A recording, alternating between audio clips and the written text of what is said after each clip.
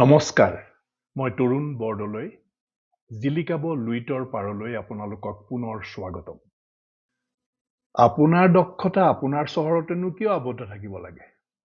আজি আমি আপোনাক দেখুৱাম যে AI ব্যৱহাৰ কৰি আপোনাৰ সেৱা বিদেশৰ গ্ৰাহকলৈকো কেনেকৈ আগবঢ়াব পাৰে। এটি প্ৰকৃত উদাহৰণেৰে। যোৰহাটৰ ঋতুপৰ্ণা বৰা এগৰাকী প্ৰতিভাশালী গ্ৰাফিক ডিজাইনাৰ। তেওঁ স্থানীয় দোকানৰ বেনাৰ, বিয়াৰ কাৰ্ড আৰু কেইটামান স্থানীয় ব্যৱসায়ৰ ইনষ্টাগ্ৰাম পোষ্ট বনায়। তেওঁৰ মুখে মুখে অহা কামতেই তেওঁৰ কাম সীমাবদ্ধ। তেওঁৰ কামৰ যোগ্য মূল্য কেতিয়াও আজিলৈকে পোৱা নাই। এদিন তেওঁ শুনিলে যে AIৰ যোগেদি তেওঁ যোৰহাটৰ বাহিৰতো আনকি বোলে বিদেশতো তেওঁ কাম গ্ৰাহক পাব পাৰে।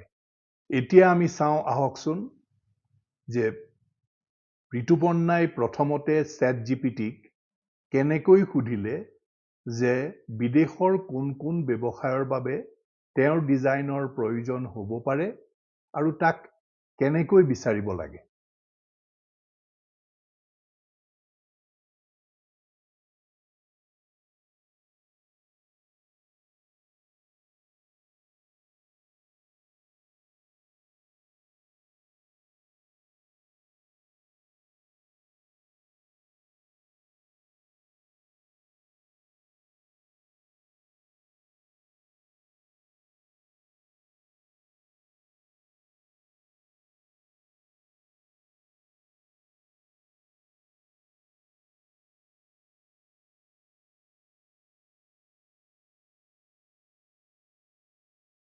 এতিয়া তেওঁ বিচাৰি পোৱা কোম্পানীটোলৈ এটা বাৰ্তা লিখিব লাগে। কিন্তু এনেদৰে নহয়, মই এজন গ্ৰাফিক ডিজাইনাৰ, মই কাম বিচাৰিছোঁ।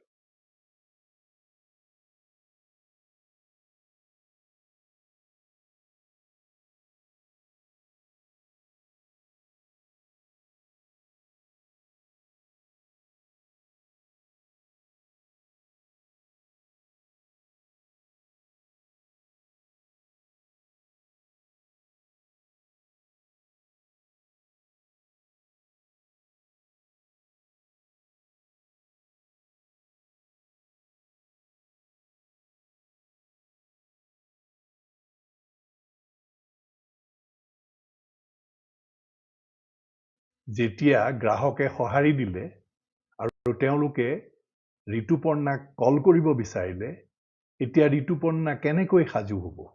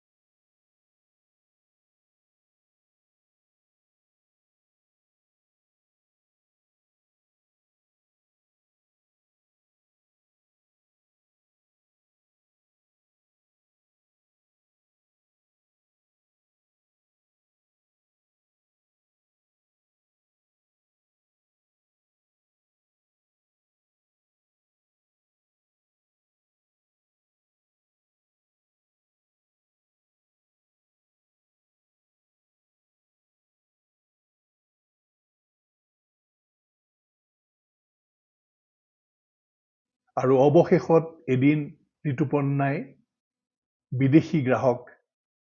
প্ৰথম বিদেশী গ্ৰাহক লাভ কৰিলে আৰু এনে মূল্য আগবঢ়ালে যিয়ে ঋতুপৰ্ণাৰ প্ৰকৃত দক্ষতা প্ৰদৰ্শন কৰিলে।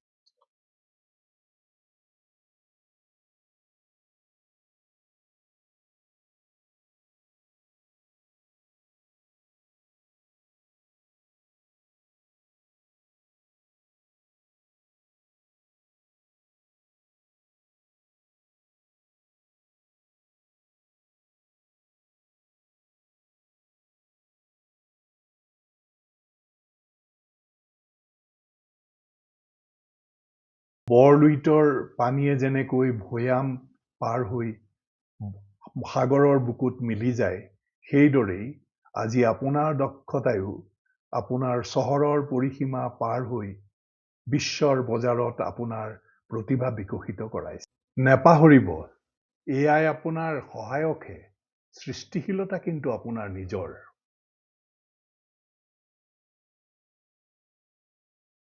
পৰৱৰ্তী খণ্ডত আমি এক্সপ্ল'ৰ কৰিম ঘৰতে বহি বিদেশত ৰিম'টলি কৰিব পৰা কাম কেনেকৈ বিচাৰিব পাৰি আৰু পাব পাৰি।